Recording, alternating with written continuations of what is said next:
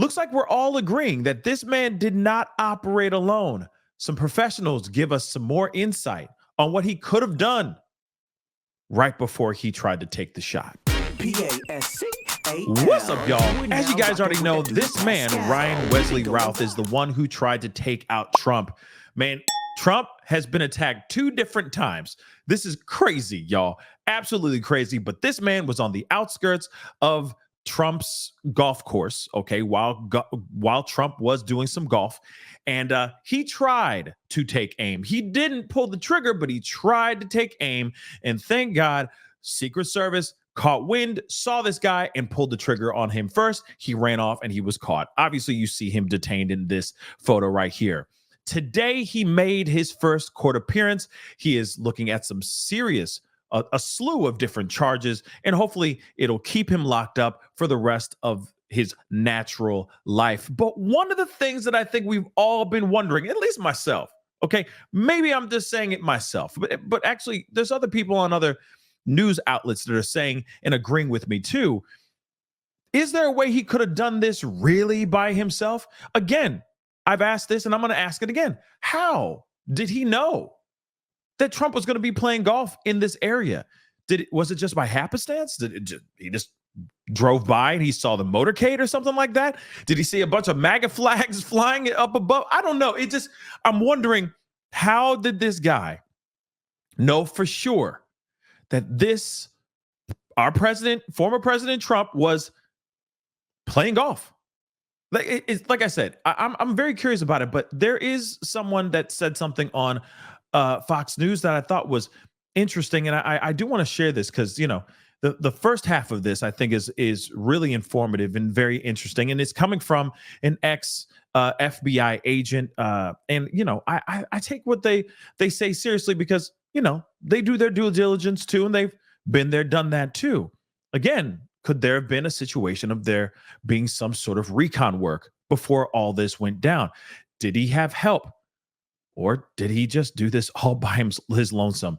I don't know. It just seems a little bit odd, but let's take a look at this video here. Navy SEAL Jonathan Gilliam. Jonathan, I have been to this area. It's not like a normal golf course that you drive by in your daily travels and you can see the players playing from the road.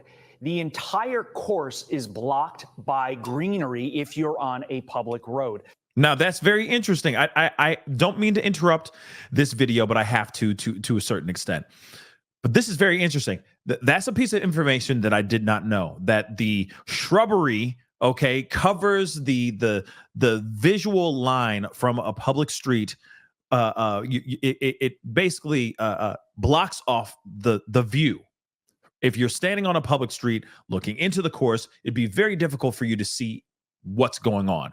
Specifically, look through the shrubbery and go, oh, that be Trump. Nah. Apparently, that's really hard to do here, guys. All right. So again, how did Routh know that Trump was in the vicinity? And again, this was not a scheduled situation. This was, you see what I'm saying? It's a very weird situation, but let's hear what they got to say. But the fact that the shrubbery, you know, blocks the visage of the inside of the course says a lot to me too. And it, again, sparks more questions. So how did this guy know that he would have a line of sight to the president? Because I believe he did surveillance. I believe he had somebody telling him or some way to find out what Trump's movement was. When you look at this map right here that you were just talking about, it is surrounded by roads that go right around it. And you step off the road onto the sidewalk and straight into the trees, and there's a fence right there. He picked a location, had time to set up, tie up, and fix ballistic plates to the fence, along with a supply bag, a GoPro, and set himself up for the shot. That takes, I mean, if he just ran up there and did it, it would take at least 5 minutes to do that. But he also staged his vehicle so he could get away. Now, here's the thing. Of course, I got to cut in and out of here, though, guys. It's very interesting. Think about this, right? He knew, he kind of took a spot. He knew where to go. He knew where to go and sit down, set up, get his GoPro mounted, put up those ballistic plates. Before it was ceramic tiles. Now we're hearing it's ballistic plates, whatever. He had those things set up. He had the AK and all that ready to go, right? So it does make you wonder, did he scout out the area beforehand? Because how would he know to go there of all places? Me, myself, if I was like driving up to a golf club or to a course and not knowing where I'm going, I would be completely discombobulated, not knowing where I need to go. I'd be like, where's hole? What hole? I don't know where I'm going. You see what I'm saying? So it seems a bit odd that he would go over there to that specific place, know that this guy that Trump is coming up, is a few holes behind, coming up to where he's going to be. You see what I'm saying? It just doesn't make the full sense. Okay. Also, let's not forget this too. This is not an individual that lives in Florida. Let's not forget that. He doesn't live in Florida. He lives in Hawaii on the completely different side of the freaking continent. So what's up? Completely, like, not even in the ocean on the other side of on the West Coast. You see what I'm saying? So how would he know to go over there, go to that specific area, set up all that stuff, get the GoPro, do all that stuff, and do what he did?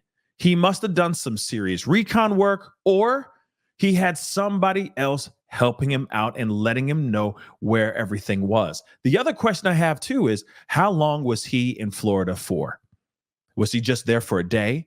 Was he there for a couple weeks? What's going on with that part? What was his timeline as soon as he landed from wherever he flew in from?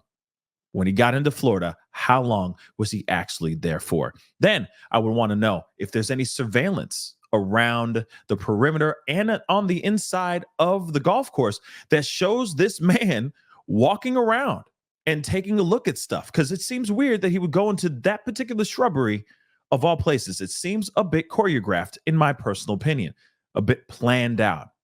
Recon work, or did he have somebody else help him out and map out the place for him? That's a question I'd like to have answered. Let's continue. So all that occurred in the perimeter, in a location where Trump was going to be. And just like in Pennsylvania, it was not discovered. The perimeter was not secured, and this individual was able to go, simply just get out of his car and walk over there. Now, I want you guys to hear this too. Again, the perimeter, like I said in my live, okay, on the main channel, I said this as well. The perimeter, once again, was not secure. Now, I get it. It's shrubbery and all that stuff, but that's what these guys are here for. Put on some outdoor boots, okay, and get some people out there on the perimeter just to make sure. Because, again, this guy parked on the side of the road, ran across a little bit of grass, crawled through some shrubbery, went up to this chain link fence, set everything up. He had time. Okay, to do all of this stuff, and no one saw him until he pointed the muzzle of the actual pew-pew through the chain linked fence. That's the only moment that he got caught.